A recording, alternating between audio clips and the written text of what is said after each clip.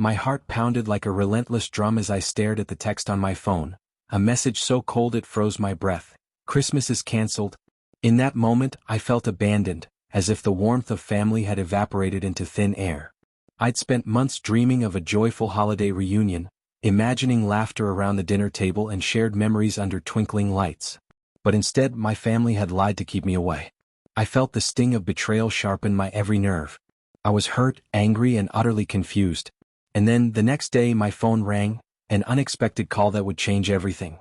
I still remember the bitter chill of that winter morning when I first received the text. I was sitting in my small apartment, wrapped in a threadbare blanket on the couch, staring blankly at the screen. The message was terse, devoid of any explanation. Christmas is cancelled. It was signed by family, a word that, up until that moment, had always been a source of comfort. I felt a surge of panic and disbelief. Had something happened? Was I being punished? The silence that followed was deafening. I had always looked forward to Christmas, the one time of year when differences were set aside and love, laughter, and forgiveness were meant to abound.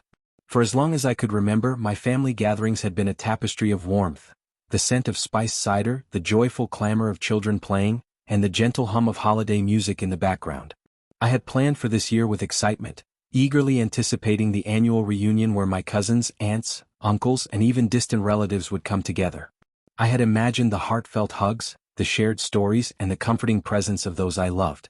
And then, as if by some cruel twist of fate, I was told to stay away. The initial shock gave way to a profound sense of betrayal. I replayed every memory of past Christmases, every moment when I had been excluded or made to feel less than part of the family. I recalled the time when I had been left out of the Christmas card list, the silent glances, the hushed conversations that made me wonder if I was truly wanted. But nothing had prepared me for this final, icy act of rejection, a lie so deliberate it stung with the precision of a knife. I spent that day in a daze trying to reach out to my family.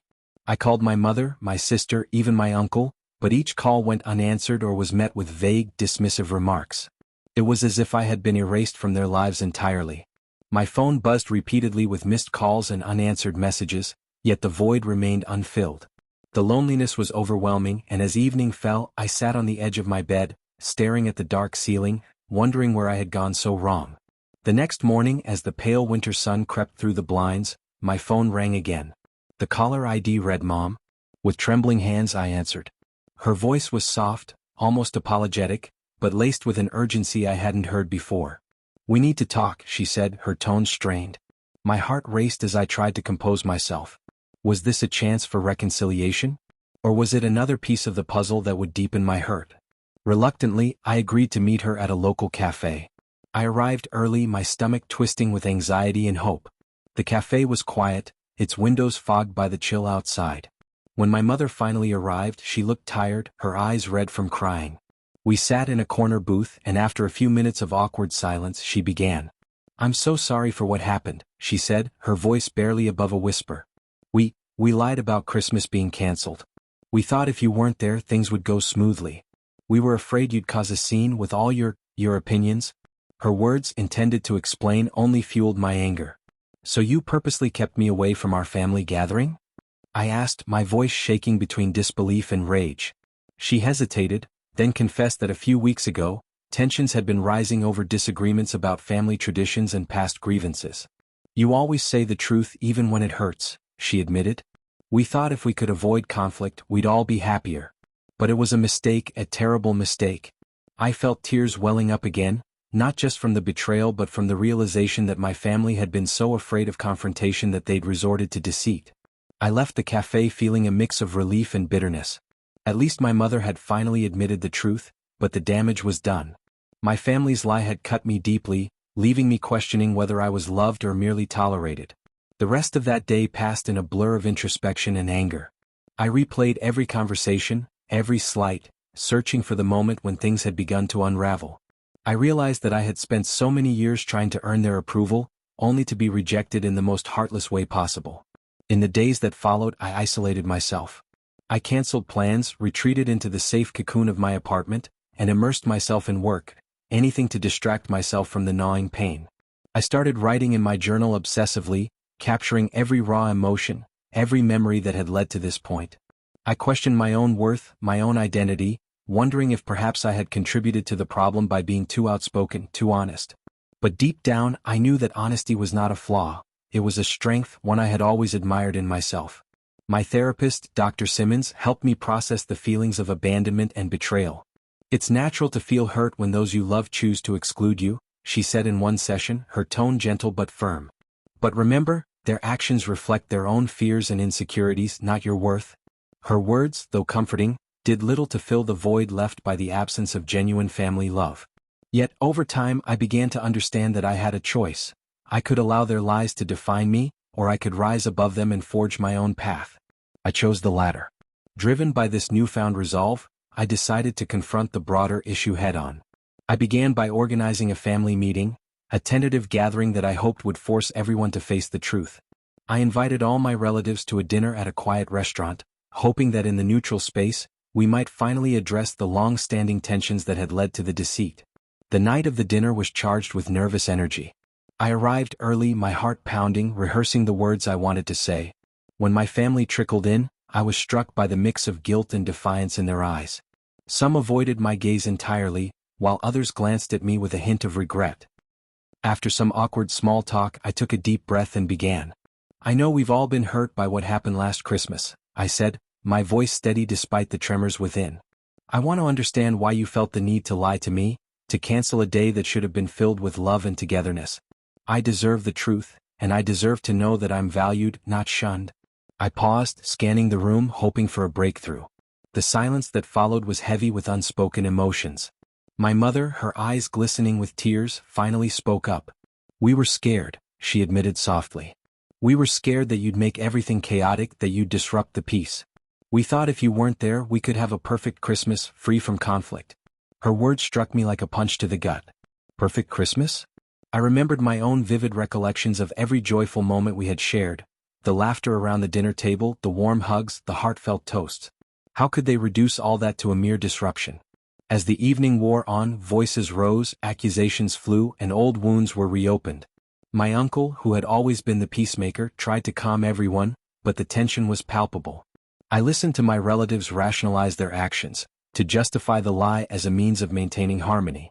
In that moment, I realized that while they claimed to have acted for the greater good, they had instead alienated the very person they were supposed to love.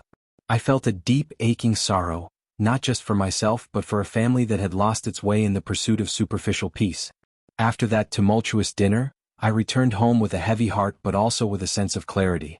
I knew that while I couldn't force my family to love me the way I wanted, I could choose to define my own worth.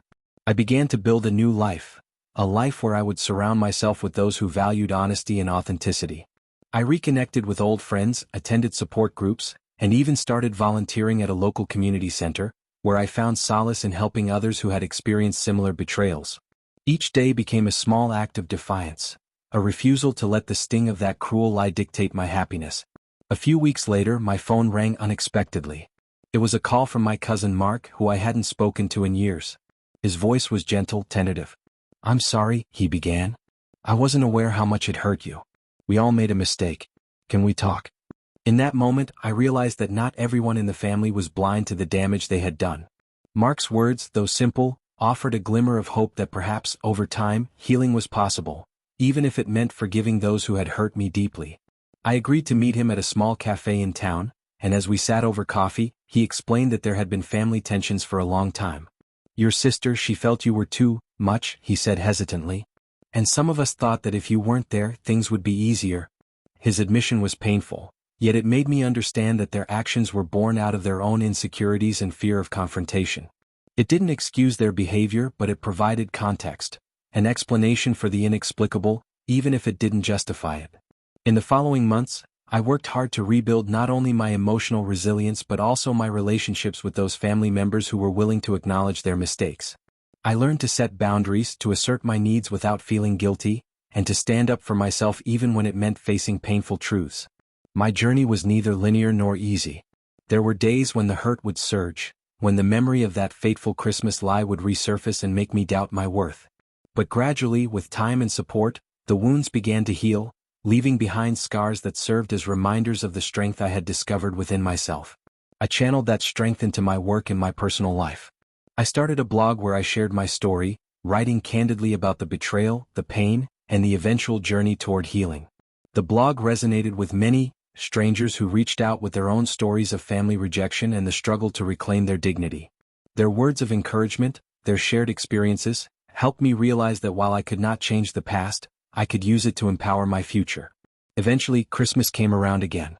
This time, I decided I wouldn't be a passive victim of family lies. I planned a small, intimate celebration with close friends and a few supportive relatives who had shown up to stand by me. I decorated my apartment with lights and a modest tree, and I prepared a feast that reminded me of the simple joys of the season. When the day arrived, I felt a mixture of sorrow for what had been lost and a fierce determination to create new, genuine memories. I smiled through my tears as I exchanged heartfelt gifts with those who truly cared, and for the first time in a long while, I felt a glimmer of peace. That Christmas, I learned that while I could not force my family to love me, I could choose to surround myself with those who did. I realized that forgiveness is a complex, ongoing process.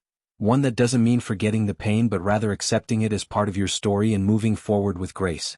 I made a promise to myself that I would not let their deceit define me or hold me back. Instead, I would honor the lessons I had learned by forging my own path, a path of authenticity, resilience, and self-worth. Looking back now, as I sit by my window with a cup of tea and watch the gentle snowfall outside, I reflect on the long, winding road that brought me here. The lie that Christmas was canceled had been meant to keep me away, to isolate me from the family I thought I knew. And yet, it inadvertently set me on a journey of self-discovery, a journey that revealed the true depth of my strength. I've come to understand that family is not defined solely by blood or tradition, but by the quality of the relationships we choose to nurture. I continue to rebuild my life with the awareness that while some wounds may never fully heal, they can also become the foundation upon which we construct a future filled with genuine love and respect. I have learned to cherish the connections that uplift me and to let go of those that only bring pain. My story is one of betrayal, yes, but also of redemption and renewal, a testament to the resilience of the human spirit and the enduring power of self-belief. Today I stand stronger than I ever imagined possible. I have reclaimed my identity, my worth, and my future. I have turned a painful deception into a catalyst for growth and transformation. And as I continue forward, I carry with me the unwavering belief that I deserve nothing less than honesty, love, and the freedom to create my own destiny.